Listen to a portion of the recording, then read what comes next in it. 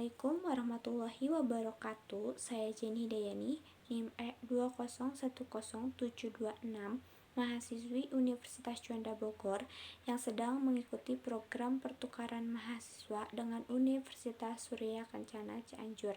Di sini saya akan mereview kembali mata kuliah Hukum Administrasi Negara pertemuan keempat dengan dosen pengampu Bapak Dr. Haji Dedi Mulyadi SHMH dan Bapak Dr. M. Rendi Ardiandi SHMH. Dalam pertemuan keempat, mata kuliah Hukum Administrasi Negara yang mana membahas tentang instrumen pemerintahan yang meliputi 1. Pengertian.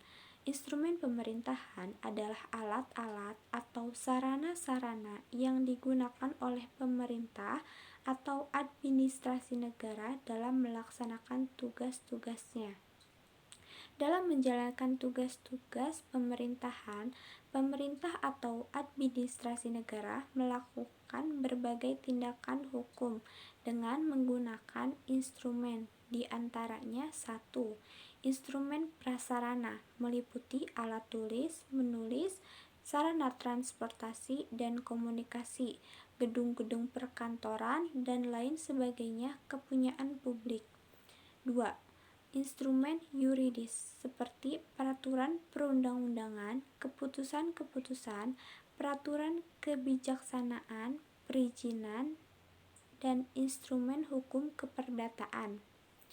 Lalu selanjutnya adalah yang mana membahas tentang norma hukum secara umum dapat dibagi 4, di antaranya 1. Norma hukum umum adalah suatu norma hukum yang ditujukan untuk orang banyak, umum, dan tidak tertentu.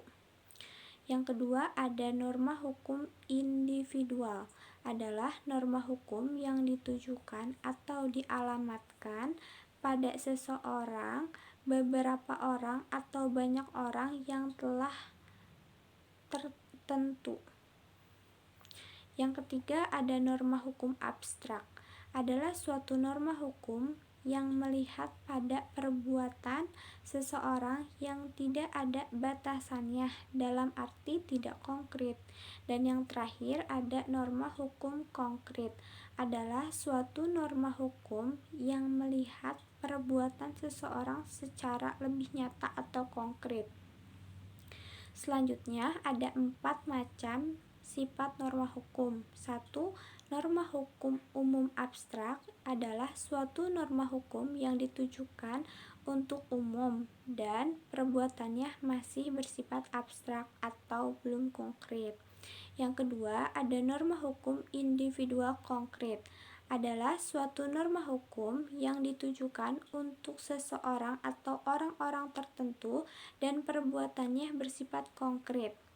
Yang ketiga, ada norma hukum umum konkret adalah suatu norma hukum yang ditujukan untuk umum dan perbuatannya sudah tertentu atau konkret.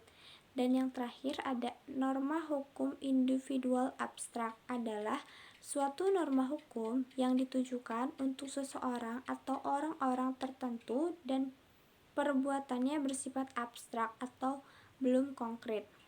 Sekian yang dapat saya sampaikan, kurang lebihnya mohon maaf. Wabillahi taufiq hidayah. Wassalamualaikum warahmatullahi wabarakatuh. Terima kasih.